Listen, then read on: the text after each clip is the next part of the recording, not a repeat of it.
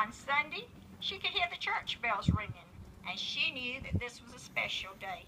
Her family would worship together with friends and neighbors, and she would even be able to hear the joyful sounds coming through the church speaker as she sat quietly and waited for her family to return.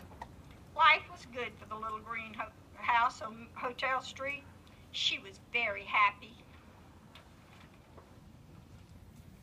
Then one day something happened, something terrible. She no longer heard the mill whistle. She no longer heard the laughter and happy sounds coming from the schoolyard. She no longer had bright lights in her window at Christmas or holly with red berries around her front door.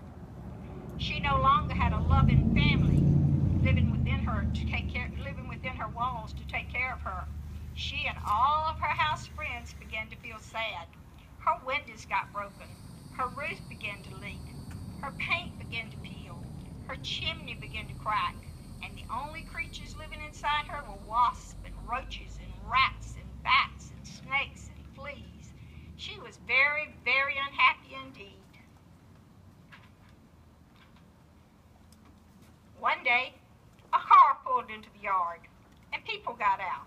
They walked around. They didn't hurry away. They began to talk. They seemed to be talking about her. Then they opened the front door and walked inside. They talked and talked a lot. They laughed and seemed to get excited.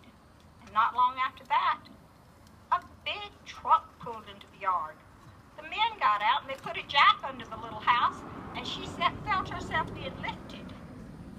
They put wheels under her, and she was scared, but the talking people seemed to be happy and excited about what was happening. All of a sudden, she felt a big jerk, and she began to move. She was so scared she thought she was going to cry.